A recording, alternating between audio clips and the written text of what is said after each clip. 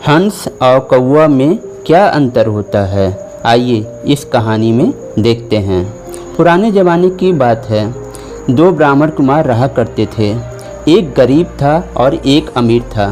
जो गरीब था उसके पास पैसा कम हो जाने की वजह से उसकी पत्नी उससे रोज़ झगड़ा करती थी, रोज़ उसे ताने मारती थी और वह झल्लाया करता था। एक दिन इसी झगड़े के छिकछिक से बचने के लिए वह जंगल में चला गया। वह दिन एकादशी का दिन था और वह यह सोच के जंगल में गया कि कोई शेर या कोई मांसाहारी जानवर मुझे मार के खा जाएगा और मैं ये रोज़ की झिझक से मुझे मुक्ति मिल जाएगी।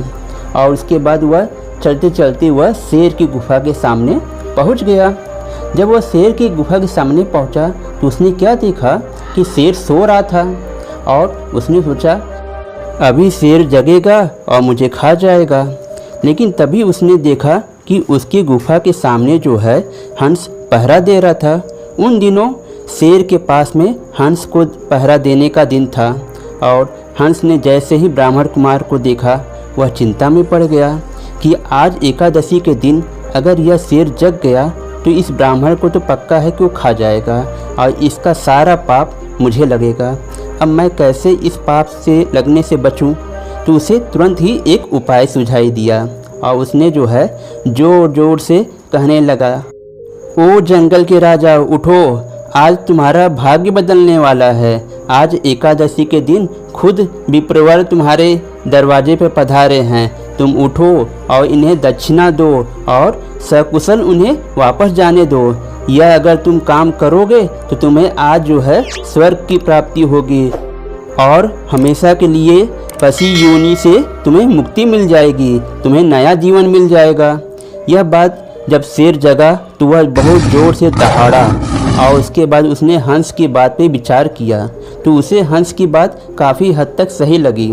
और उसके बाद वह जो है पुराने मनुष्य के जो गहने और आभूषण थे उसे उठा के ब्राह्मण के पास में रख दिया और अपनी जीभ से उसका पैर चाटने लगा।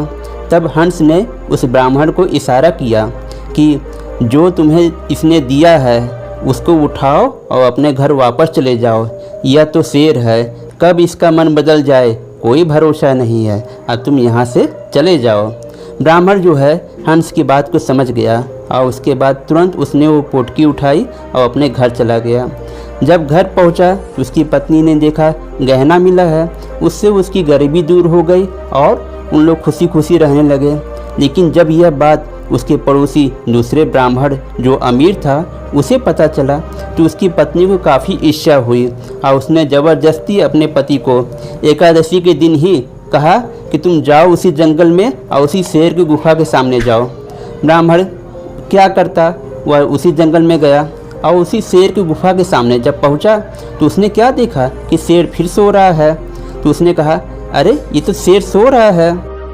उन दिनों जो है शेर का पहरा हंस की बजाय कौवा दिया करता था।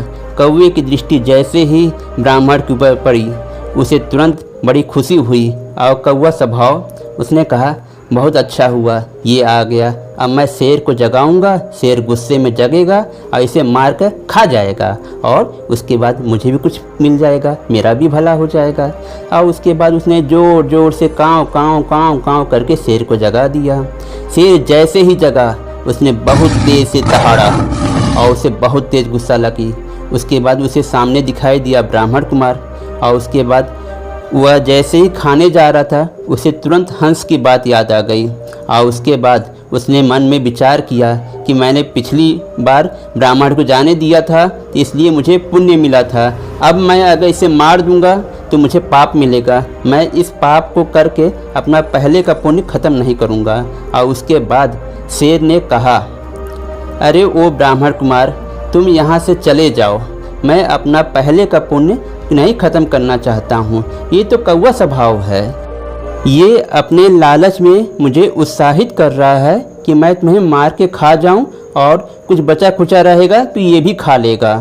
लेकिन तुम तो ब्राह्मण हो, तुम तो समझ सकते हो कि पुण्य का मतलब क्या होता है। अब तुम यहाँ से चले जाओ, मैं अपना पहले का पुण्य नहीं ख़त्म करना चाहता हूँ।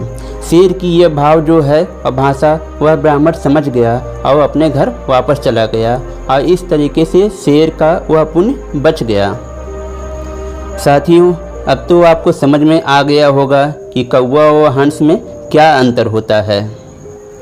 कहने का मतलब कौवा और हंस कोई और नहीं, हमारे मनुष्य के चरित्र ही होते हैं।